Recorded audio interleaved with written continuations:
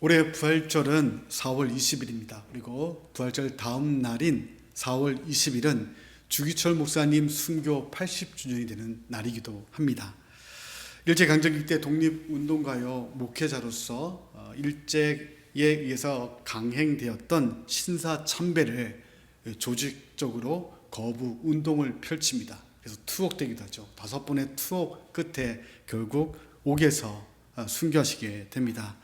당시 총독부는 모든 종교는 최고의 신인 천황 아래서만 자유롭게 활동할 수 있다. 천황을 제일 상위에 놓고 나머지 종교 활동 그 아래 놓음으로 말미암아 모든 종교인들과 신앙인들이 천황을 먼저 숭배하고 각자의 신들을 숭배하도록 강요했죠.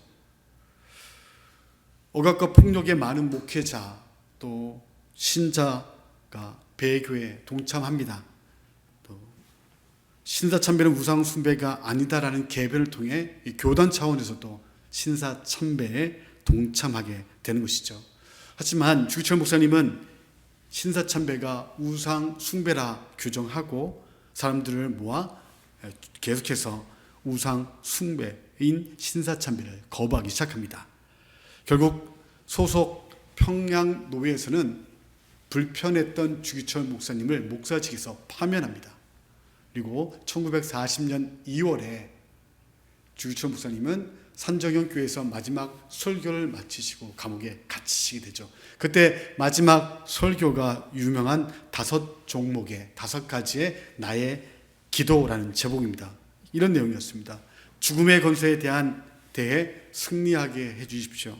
오랜 고난을 감내하게 하십시오. 이웃이 안녕하기를 원합니다. 의로움에 살고 죽게 하소서. 그리고 내 혼을 주님께 온전히 맡기게 하소서. 이것이 1940년 2월 산정형 교회가 폐쇄된 그때에 주기철 목사님께서 하시던 마지막 설교입니다. 그렇게 투옥됐던 목사님은 다시 풀려났다가 같은 해 9월 20일 계속된 신사참배 거부로 5번째 평양 경찰서에 수감되게 됩니다. 그 1940년 9월 20일 날 자신을 잡으러 온 일본 순사들에게 끌려나갈 그때에 이 소식을 듣고 교우 20여 명이 주기철 목사님 댁 앞 골목에 모여들게 됩니다. 그리고 비공식적이지만 바로 그 현장에서 주기철 목사님의 비공식적인 마지막 설교가 진행이 됐죠. 설교한 거 영상 화면에 있습니다. 우리 함께 좀 읽어보도록 하겠습니다. 함께 읽도록 하겠습니다. 주님을 위하여 오는 고난을 내가 피하였다가 이 다음에 내 무슨 낯으로 주님을 대오리까? 주님을 위하여 이제 당하는 수욕을 내가 피하였다가 이 다음 주님이 너는 내 이름과 평안과 즐거움을 다 받아 누리고 고난의 자는 어찌하고 왔느냐 물으시면 나는 무슨 말로 대답하랴? 주님을 위하여 오는 십자가를 내가 이제 피하였다가 이 다음 주님이 너는 내가 준 유일한 유산인 고난의 십자가를 어찌하고 왔느냐가 물으신다면 나는 무슨 말로 대답하랴? 이 짧은 메시지를 후배들은 주기철 목사님의 골목길 설교라고 이야기하고 비공식적인 주기철 목사님의 마지막 설교라고 이야기도 합니다. 마치 고난의 십자가를 수용하기 위해 겟세마네 동산에서 마지막 순간까지 기도로 씨름하셨던 예수님의 모습이 떠오르는 것이죠. 결국 주기철 목사님은 1944년 4월 21일 향년 46세의 나이에 옥에서 순교하십니다. 오늘 본문은 흔히 사도 바울의 계단 설교라고 부릅니다. 감옥으로 끌려가던 골목길에서 고난의 잔을 잘 받으라 다짐했던 주기철 목사님의 메시지가 얹히는 본문이기도 하죠. 22장은 로마 군대에게 포박되어 예루살렘 성전 벽에 그 예루살렘 성전에서 벌어지는 모든 일을 감시하기 위해 성전 담벼락에다 안토니오 요새라고 로마가 큰 요새를 지어놓습니다. 그 성곽의 요새에 올라가면 예루살렘 성전에서 벌어지는 모든 일을 볼 수 있는 곳이고 재판정도 있고 그곳에서 감옥도 있고 치조가 가능한 시설들 막사가 있던 요새, 그 요새에 끌려가던 상황 가운데에 요새를 향해 오르는 계단에서 자신을 죽이려 했던 유대인을 향해 설교하던 그 바울의 모습이 담겨 있어서 계단 설교라고 하는 것이죠. 바울은 막 3차 전도 여행을 마쳤습니다. 이제 간절히 바라던 로마로 가기를 소망하죠. 성령님의 인도를 따라 이방인의 사도로 세움받은 바울은 로마 교회 공동체를 전초기지로 당시 땅끝이었던, 그 시대 세계관에선 땅끝이라 여겼던 스페인 지역으로 가기를 원했습니다. 분명히 주님께서 땅끝까지로 내 증인이 되고 내 복음이 전해지면 다시 오신다는 그 약속의 말씀 때문에 바울과 그 시대 사람들이 이해했던 땅끝, 서번화로 표현되어 있는 스페인에 가면, 그리고 그곳에 복음이 선포되면 주님께서 다시 오실 것이라는 소망이 바울에게 있었고, 그 소망을 이루기 위한 동역자로서 로마 교회를 생각하고 그 로마 교회를 가기를 소망했던 것이죠. 바로 예루살렘을 방문하려 했던 목적은 여기 있었던 겁니다. 자신이 로마 교회를 가야 되고 그 로마 교회를 통해서 땅끝을 향해 가야 되겠다는 그 목적과 예루살렘 공동체의 3차 전도 여행을 보고하는 것, 그리고 지금까지 자신이 사도로 부름받았지만 예루살렘에서 직접적으로 복음을 증거한 기회가 없었거든요. 그래서 이러한 세 가지 목적, 사역 보고와 예루살렘의 복음 전파와 그리고 자신이 로마 교회를 가고자 하는 그 목적을 설명하기 위해 예루살렘 공동체를 향해 가기를 원했습니다. 하지만 아시아의 많은 동역자들이 이 바울의 예루살렘 여정을 만류하고 반대합니다. 바울을 헤아려 했던 유대인 세력의 핍박이 여전히 예루살렘 땅에 있기 때문에 에베소 교회의 장로들과 교우들, 또 두로에 있던 제자들, 심지어 가이사랴 지방의 성령님의 감동을 받아 예언했던 여선지자 아가보조차도 예루살렘에서 결박당해 이방인 손에 바울이 넘겨질 것이기에 가지 말라라고 예언을 하죠. 이 상황이 이렇게 전개되면 보류할 법도 합니다. 하지만 바울은 먼저 에베소 교회 장로들과 교우들에게 이렇게 이야기합니다. 사도행전 20장 22절부터 24절까지의 말씀 함께 읽도록 하겠습니다. 보라, 이제 나는 성령에 매여 예루살렘으로 가는데 거기서 무슨 일을 당할지는 알지 못하노라. 오직 성령이 각 성에서 내게 증언하여 결박과 환난이 나를 기다린다 하시나 내가 달려갈 길과 주 예수께 받은 사명 곧 하나님의 은혜의 복음을 증언하는 일을 마치려 하면은 나의 생명조차 조금 더 귀한 것으로 여기지 아니하노라. 그리고 가이사랴에 있던 교우들에게, 선지자 아가보와 그 공동체 식구들에게 21장 13절에 이렇게 얘기합니다. 우리 21장 13절 함께 읽겠습니다. 바울이 대답하되 여러분이 어찌하여 울어 내 마음을 상하게 하느냐.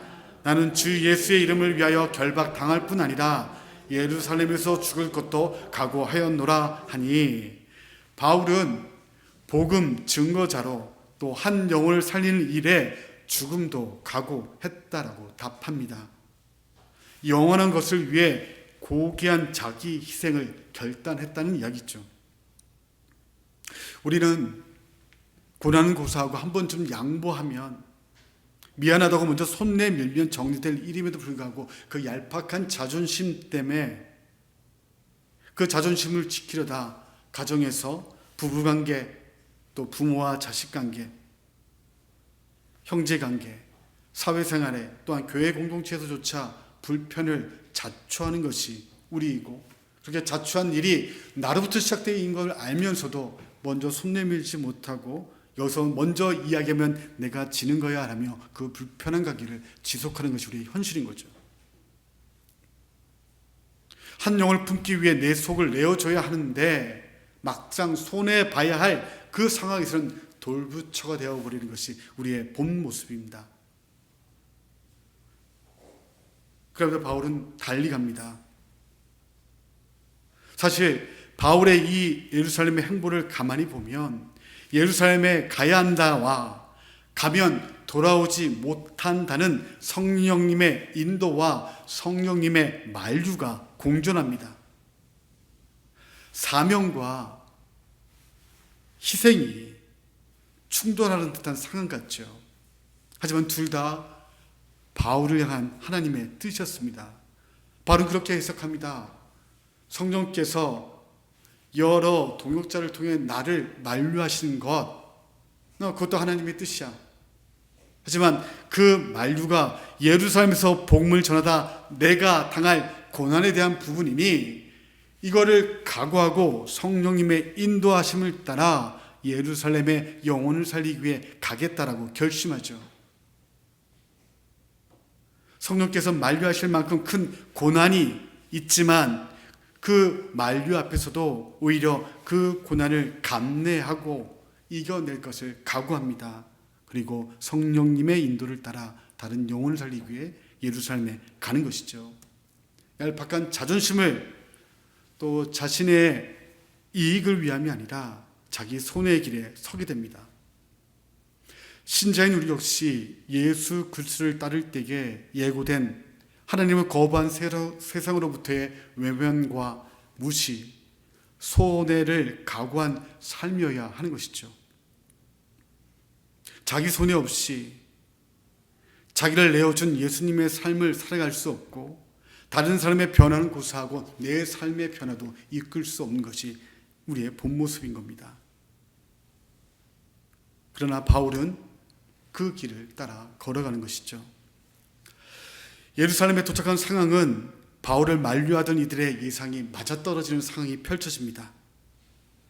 하나님의 만류에 대한 불순종의 결과인지 바울은 막다른 길을 직면하게 되죠. 소아시아 전도여행 내내 그를 괴롭게 했던 유대인의 무리가 예루살렘까지 찾아왔습니다. 가짜 뉴스를 만들어 주민들을 책동하죠. 바울이 유대인과 바울 이방인에게까지 잘못된 가르침을 교사하고 있다. 유대교와 율법, 성전을 공격한다. 이방인 출입 금지 구역인 성전 안뜰까지 이방인을 데리고 들어가 성전을 더럽힌다라는 가짜 뉴스를 만들어 퍼뜨리기 시작합니다.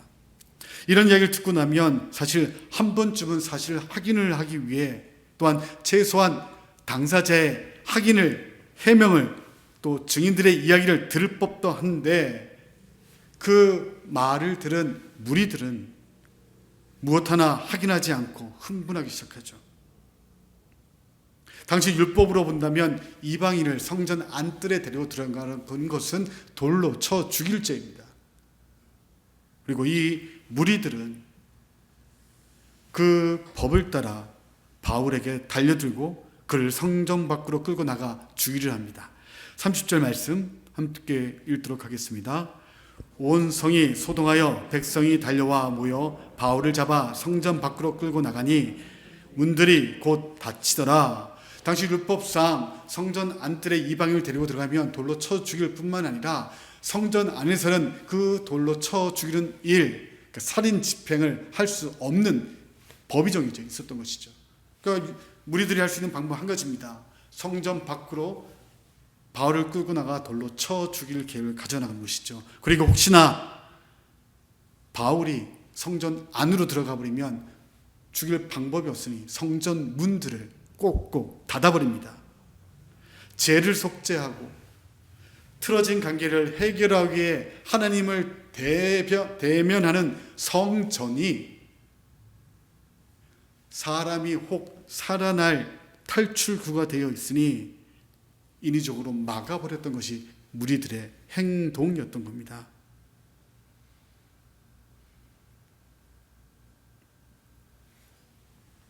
바울의 막다른 길이 펼쳐진 것이죠. 그렇게 선한 의도를 가지고 간 길임에도 불구하고 어려움 당한 막힌 길 앞에 성령님은 다른 길을 열어주십니다. 바로 로마 천부장을 통해 그 상황에 하나님의 손길을 펼치십니다. 32절 말씀 함께 읽도록 하겠습니다. 그가 급히 군인들과 백부장들을 거느리고 달려 내려가니 그들이 천부장과 군인들을 보고 바울 치기를 그치니라. 예루살렘의 치안을 담당하던 로마의 천부장이 급히 군인들과 백부장 장교들을 데리고 그 현장에 출동합니다. 안토니오 요새에서 성전 상황을 지켜보다가 무리가 충동하는 일, 누군가 두들겨 맞는 일을 보고 끌려가는 일이 있다는 상황복을 듣고 급히 군대를 동원해 나가는 것이죠. 천부장의 임무입니다. 예루살렘 성전을 안전하게 치안을 담당한 것이 천부장의 일이기도 했지만 오해 때문이기도 했던 겁니다. 오늘 읽은 본문에서 보듯이 이 천부장은 바울이 3년 전에 4,000명의 자객들을 데리고 예루살렘을 떠들썩하게 했던 애굽인 이집트인들이라고 착각합니다. 유대인 무리가 흥분해서 한 사람을 치고 있는 모습이 그때 3년 전에 있었던 그 일, 그 애굽인인 줄 알고 검거하기에 군대를 동원하게 되는 것이죠.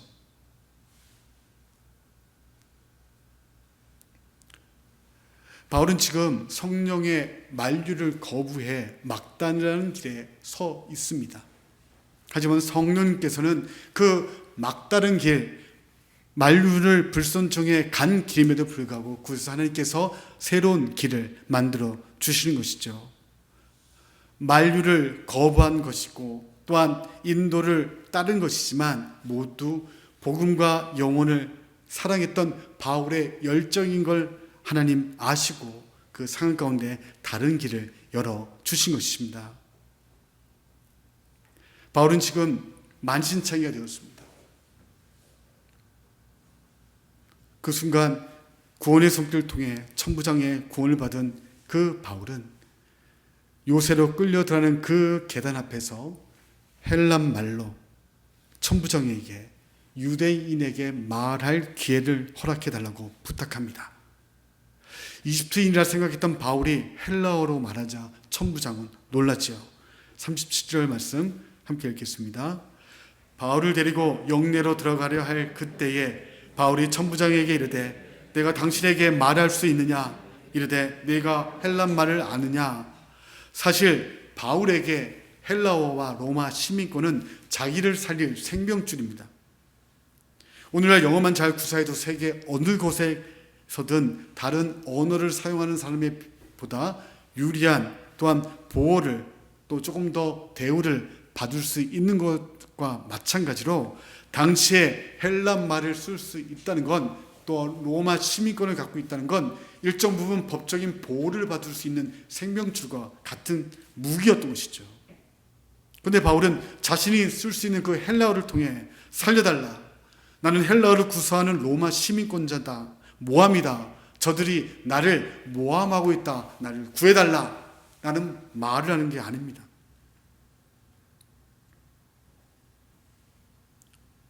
말할 기회를 달라는 거죠.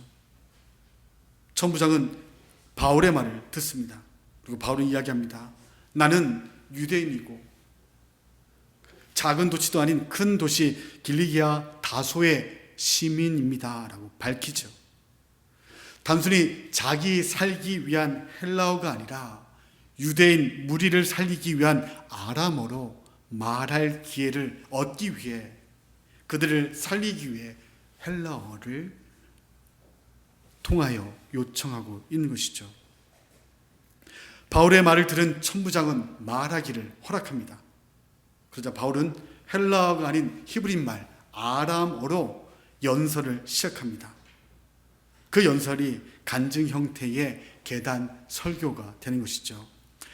21장 40절부터 22장 2절까지 함께 읽도록 하겠습니다. 함께 읽습니다. 천부장이 허락하거늘 바울이 층대 위에 서서 백성에게 손짓하여 매우 조용히 한 후에 히브리 말로 말하니라. 부형들아, 내가 지금 여러분 앞에서 변명하는 말을 들으라. 그들이 그가 히브리 말로 말함을 듣고 더욱 조용한지라. 조금 전까지 폭력이 난무하던 현장은 조용해집니다. 로마 군대가 있었기 때문이기도 하지만 바울 때문이죠. 로마 군대의 보호를 받으며 자기 살 길을 찾았다 생각했던 바울이 요새 안으로 들어가면 목숨을 그냥 부지할 수 있을 텐데 계단에 서서 헬란 말로 조용히 해달라 청하는 그 상황이 굉장히 낯설었던 것이죠. 이게 뭔가 싶었던 겁니다. 저 사람 유대인인가 보다. 그냥 무리가 충동하길래 저 소아시아 지역에서 온 유대인들이 이 사람이 유대인뿐만 아니라 이방인까지도 잘못된 가르침을 교사하고 있다. 율법과 유대인과 성전을 공격한다. 그 이야기만 듣고 돌로 치료했던 그를 유대 말을 하고 있음을 듣고 더 조용해지는 겁니다. 멈춰서는 것이죠. 그리고 그의 이야기를 듣습니다. 근데 바울의 이야기는 변명이 아닙니다. 자기 변호가 아닙니다.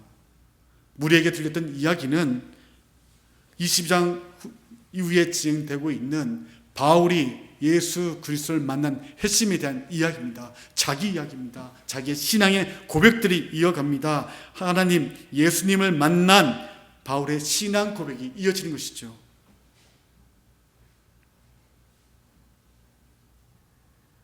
오해라고 이야기하고 자기를 변호하면 또 다른 상황이 펼쳐졌을 때 오히려 바울은 자기 안에 이루어진 예수 그리스도의 그 역사, 하나님의 이야기를 전하게 되는 것이죠.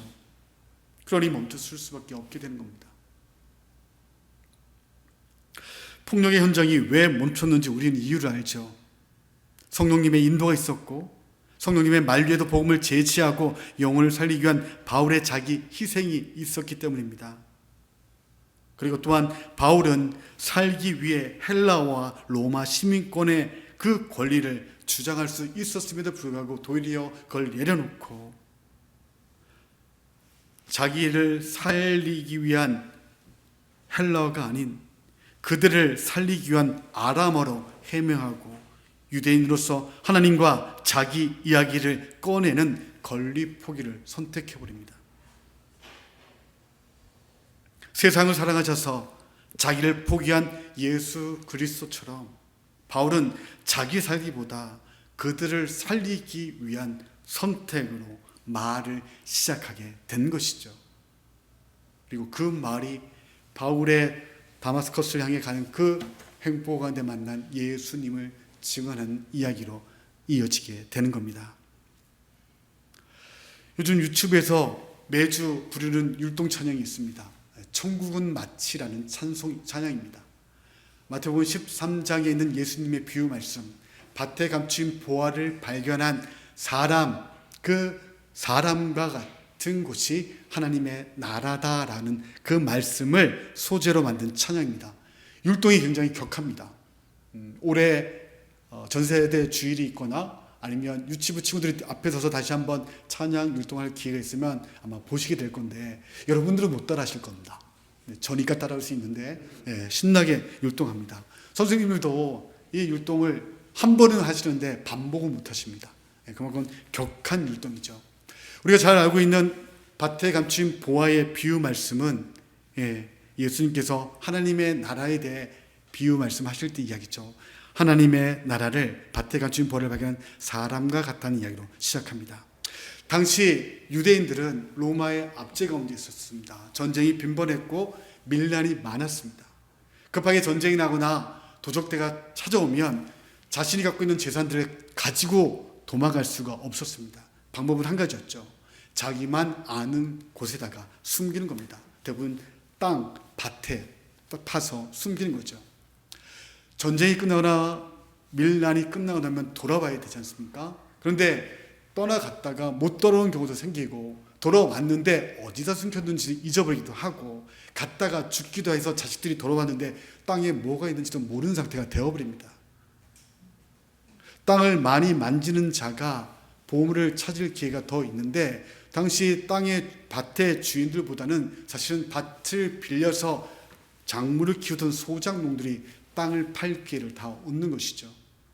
그러니 땅을 파다 보니 보물을 발견한 그 소작농이 다시 덮습니다. 훔칠 법도 한데 그냥 덮습니다.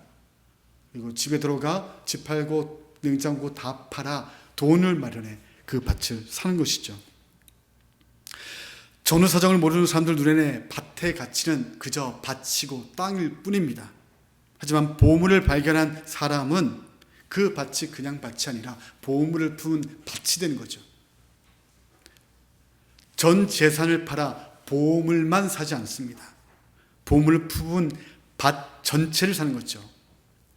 예수님은 하나님의 나라가 이와 같다고 말씀하십니다. 죄악 가득한 세상이지만 그 안에 사람, 영혼이 있기에 하나님은 사랑하십니다. 예수 그리스도를 십자가에 죽인 사람이 가득한 세상이지만 그 세상에 예수 그리스도가 십자가의 죽음을 통해 묻혀있는 보물이 되셨기에 그 땅을 사랑하시는 하나님의 마음이 담겨 있는 것이죠. 보물 대신 예수님만 슬쩍 건져 올리시는 게 아니라 그 보물이 묻혀있는 밭을 사버리시는 게 하나님의 마음인 겁니다. 보물만 슬쩍 하면 되지, 자기만 부자 되면 되지, 굳이 불필요한 값을 치러가며 밭 전체를 살 필요가 없겠냐고 세상은 말하지만 그 보물의 주인이신 하나님은 보물만 취하지 않으시고 그 보물을 죽여버리고 묻어버린 세상을 사버리시고 사랑해버리십니다. 사랑하는 교회 여러분, 바울은 성령님의 만류와 성령님의 인도를 따라야 하는 상황 앞에 놓여 있었습니다. 가야 할 예루살렘은 예수 그리스도를 중으로 내몬 영적, 심적 땅끝과 같은 곳입니다. 막다른 길입니다. 그런데 예수 그리스도의 복음 때문에 예루살렘에서 발견한 예수 그리스도를 알기에 복음 전할 목적으로 바울은 막다른 길로 향해 갑니다. 막다른 길이었지만 바울이 헬라어를 계속 구사했다면 빠르게 안전을 보장받을 수 있었지만 바울은 살기 위한 헬라어가 아닌 살리기 위한 히브리어 말을 입에 담을 기회를 얻고자 도구로서 헬라어를 쓸 뿐입니다. 요새 안의 안전보다 층대 위에서의 그 위험한 상황 가운데 그 계단 위에서 복음을 증언합니다. 스스로가 자기됨을 포기하니 또 다른 길이 열리기 시작하는 거죠. 로마 천부장 루시아를 통해 하나님은 유대인의 폭력 앞에 바울을 구출해내십니다. 그리고 이어질 병사들의 폭력적인 신문에서 오히려 천부장을 통해 구해내시죠. 이후에 22장 뒤로 가면 주중에 화요일날 수요일날 본문에 묵상됐지만 사내들인 공의에서 논쟁이 벌어졌을 때 바울이 죽임당할 그 순간에 바울을 오히려 안토니오 요새 감옥에다 수감시킴으로 분리시키고 그를 구원하는 도구로서 천부장이 하나님의 손길의 방편이 되는 것이죠. 기억하십시오. 그리스도의 구원을 경험한 신자인 우리는 모든 관계와 상황 안에서 복음 증거자입니다. 내 받은 구원을 세상 속에 태도와 행실, 증언으로 나타내야 할 사명자인 것이죠. 영적, 심적, 땅끝이라 할 수 있는 예루살렘 향해 가는 바울의 다짐을 다시 한번 우리는 새겨야 합니다. 다시 한번 20장 24절 말씀 또박또박 한 목소리로 읽도록 하겠습니다. 내가 달려갈 길과 주 예수께 받은 사명 곧 하나님의 은혜의 복음을 증언하는 일을 마치려 하면은 나의 생명조차 조금도 귀한 것으로 여기지 아니하노라. 아멘. 우리의 일상 모든 영역과 관계는 물리적, 심적, 영적, 땅끝일 수 있습니다. 하지만 그 일상과 관계 안에 예수 그리스도께서 숨어 계신 예루살렘이라 여기는 이들, 그래서 뻔히 손해볼 것 알면서도 성령님의 인도가 나를 그곳에서 복음 증거자로 나의 나됨이 나의 노력이 아닌 주의 은혜로 된 것이기에 은혜 받은 자로 은혜 끼치는 선택하는 우리를 위해 하나님 펼쳐주신 밭과 같은 것이죠. 그곳에서 살기 위한 자기 항변이 아닌 살리기 위한 자기 희생을 감내하는 이가 예수 그리스도를 사는 신자인 것이죠. 속 뒤집어지는 상대 앞에서, 상황 앞에서, 그러면서 그 영혼을 하나님의 은혜의 복음을 증언하기 위해 그를 귀하게 여기는 마음을 각자가 품는 신자가 있는 가정과 일터, 동네와 아둘람 교회는 그로 말미암아 예수 그리스도의 복음을 통해 죄송합니다. 생명을 구할 기회를 더 얻게 될 것입니다.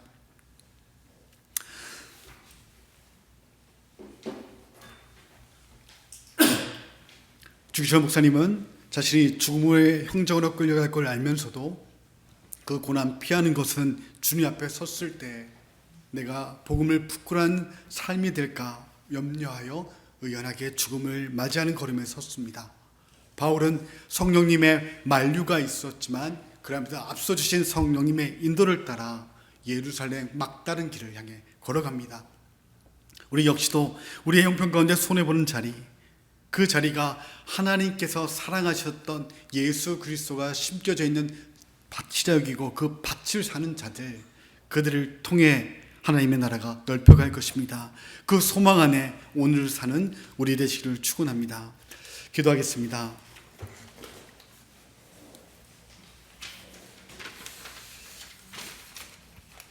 하나님, 예수 그리스도를 믿는다는 것, 내가 사랑하고 우선시했던 모든 것들을 그 십자가 앞에 내려놓는 것이라 이야기합니다. 내가 서 있던 그 자리에 오히려 빈자리를 만들고 나를 하나님 곁에 세우시기 위해 낮은 곳에 오셔서 십자가를 대신 지셨던 주님처럼 그 빈자리를 만들어 누군가를 수용하는 자들이 신자라고 이야기합니다.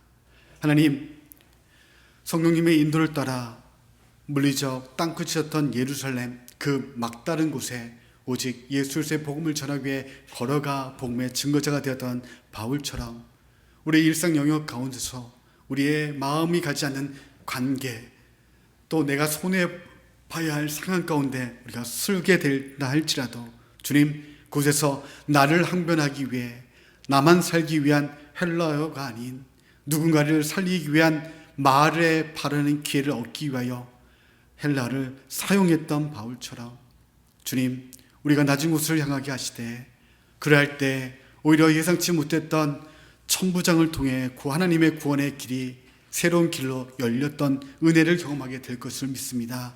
주님, 우리의 상황 가운데 섭리하시는 성령님의 인도를 따라 낮은 곳을 향하게 하시되 주님, 불보듯 뻔한 고난의 길이라 할지라도 자기 손해의 길이라 할지라도 그 일을 감당하기 위한 애씀의 노력들이 우리 가운데 있게 하여 주옵소서. 그를 통하여 우리 안에 주신 그 하나님의 생명이 나와 함께하고 있는 가족들과 직장 동료들, 동네와 또한 이 사회 그리고 교회와 아둘람 가운데 넓혀져 하나님의 나라가 더 소망 가운데 확장되는 은혜 있도록 주님 인도하여 주옵소서. 예수님의 이름으로 기도드립니다. 아멘.